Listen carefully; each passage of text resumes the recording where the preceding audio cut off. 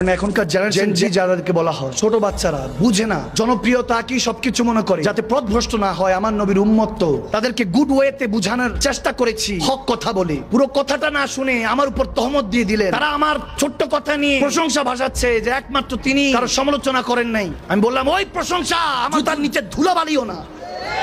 আপনি কি মনে করছেন প্রশংসা তারা করেছে আমি খুশি হয়েছি? আমি আস্তাগফিরুল্লাহ পড়েছি। আমার নবীর শান বললাম ওটা কেটে আস্তাগফিরুল্লাহ মুসলমানরা তার প্রিয় ব্যক্তির শান উঠাচ্ছে যে আমি তার প্রশংসা করেছি। আমি বলেছি পুরনো বিষয়ে ময়লা কেন লারা দাও? আমার নবীর শান ও আজমাত নিয়ে কথা হচ্ছে, এগুলো লারা দিয়ে দুর্গন্ধ ছড়াচ্ছ, উম্মত বিভ্রান্ত হচ্ছে। বলতেছে আপনারা খালি ঝগড়াই করলেন আলেমরা, এগুলো বলছে। সাধারণ পাবলিক সবাই তো এক কথা বুঝে না। আমার আল্লাহ তো যখন বুঝানোর ক্ষেত্রে বলেছেন ইয়া আইয়ুহান নাস বলেছেন, সাধারণদের জন্য একরকম কথা বলেছেন। আবার যখন মুমিনদেরকে প্রেমিকদের উদ্দেশ্যে কথা বলেছেন তখন ইয়া আইয়ুহাল্লাযীনা আমানু বলেছেন। বুঝানোর কিছু ধরন আছে, গুড ওয়ে আছে, রং ওয়ে আছে। তারা মিষ্টি মিষ্টি কথা বলে মুসলমানের সন্তানদের ঈমানের উপর তলোয়ার চালাচ্ছে। এজন্য গুড ওয়েতে বুঝিয়ে আনতে চেয়েছি, কিন্তু আমাদের কথাকে কাটছাট করে আমাদেরকে প্রশংসার দাবিদার বানাতে চায়।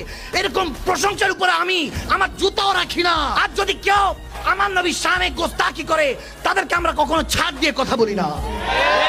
মুমিন হয়ে মুমিনকে ক্ষমা করতে শিখতে হবে। তবে মনে রাখতে হবে গোস্তাখে রাসূলদের সাথে মুসলমান মুমিনের কখনো অতীত সম্পর্ক ছিল না, না সম্পর্ক আছে, না সুবে কিয়ামতের পরও সম্পর্ক থাকবে। সৈয়দ জাদা আমি ওয়ালা ফখর, আল্লাহ অহংকার থেকে হেফাজত করুক। আমরা সুন্নি মুসলমান, আমাদের ঘরানা সুন্নি। আমার দাদা হুজুর আবেদ শাহ মাদানী 3 বার বিষ খেয়েছেন, 4 বার জেলে গিয়েছেন আহলে সুন্নাত ওয়াল জামাতের জন্য। আমরা সেই ঘর থেকে আলহামদুলিল্লাহ সুন্নি পয়দা হয়েছি, সুন্নিয়ত শিখেছি। সুন্নিয়ত মানতে মানতে নবীর প্রেম, আহলে বায়াতের প্রেম, সাহাবায়ে রাসূলদের আদর্শ, ওলি আল্লাহদের মহব্বত বুকে ধারণ করতে করতে বড় হয়েছি। এই রক্তকে খরিদ করা এত সহজ না। আমার নবীর শানে যদি গোস্তাকি হয়, আমি বুঝানোর ক্ষেত্রে যদি কখনো কোনো কারো পক্ষে চলে যায় কথা, আমার নবীর বিরুদ্ধে সুম্মা মাআযাল্লাহ কথা চলে যায়, আমি আমার নবীর কদমের একবার নয় কয়েক কোটি বার কানে ধরে উঠবস করে ক্ষমা চেতে রাজি আছি। মুমিন তওবা করতে কখনো কৃপণতা করে না। তওবাতুন নাসুহা ওয়া তওবাতুল ক্বাবলাল মাউত, মৃত্যুর আগে তওবার রাস্তা আমার আল্লাহ খোলা রেখেছেন।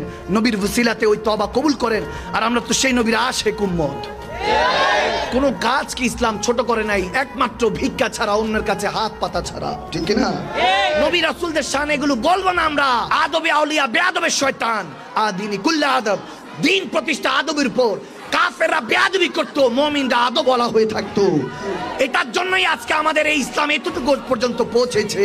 আমাকে কাউবয় বলেন, আমাকে রাখাল বলেন, মূর্খ চাষা বলেন, আমরা মেনে নিব। কিন্তু আমি এটা বুঝানোর জন্য বলেছি।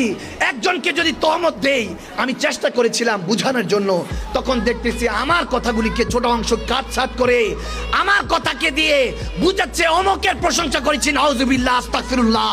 আমার নবী